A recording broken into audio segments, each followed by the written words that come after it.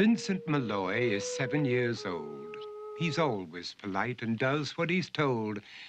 For a boy his age, he's considerate and nice. But he wants to be just like Vincent Price.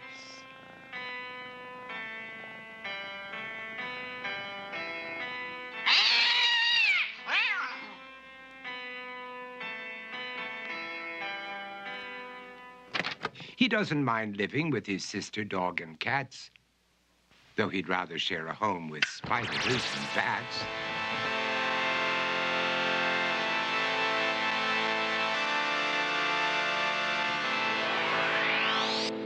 There he could reflect on the horrors he's invented and wander dark hallways alone and tormented.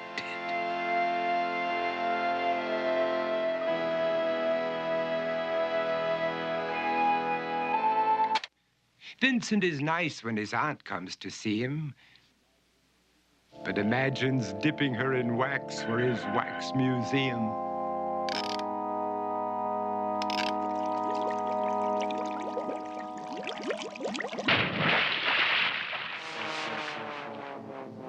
He likes to experiment on his dog, Abercrombie, in the hopes of creating a horrible zombie.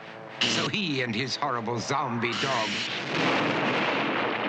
could go searching for victims in the London fog. His thoughts, though, aren't only of ghoulish crime. He likes to paint and read to pass some of the time. While other kids read books like Go, Jane, Go, Vincent's favorite author is Edgar Allan Poe.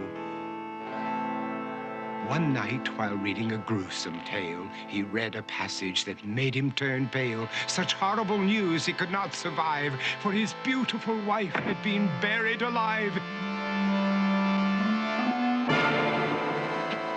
He dug out her grave to make sure she was dead, unaware that her grave was his mother's flower bed. His mother sent Vincent off to his room. He knew he'd been banished to the Tower of Doom, where he was sentenced to spend the rest of his life alone with the portrait of his beautiful wife. While alone and insane, encased in his tomb, Vincent's mother burst suddenly into the room. She said, "If you want to, you can go out and play. It's sunny outside and a beautiful day."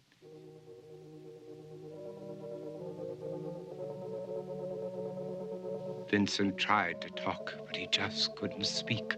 The years of isolation had made him quite weak. So he took out some paper and scrawled with a pen, "I am possessed by this house and can never leave it again." His mother said, "You're not possessed and you're not almost dead. These games that you play are all in your head. You're not Vincent Price, you're Vincent Malloy. You're not tormented or insane, you're just a young boy. You're 7 years old and you are my son. I want you to get outside and have some real fun." Her anger now spent, she walked out through the hall.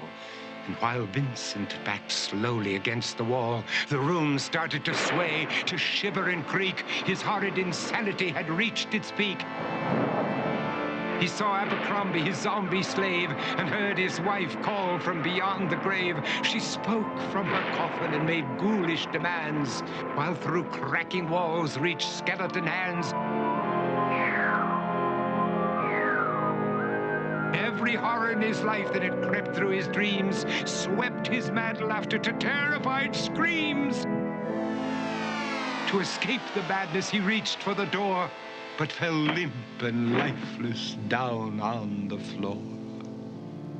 His voice was soft and very slow as he quoted The Raven from Edgar Allan Poe.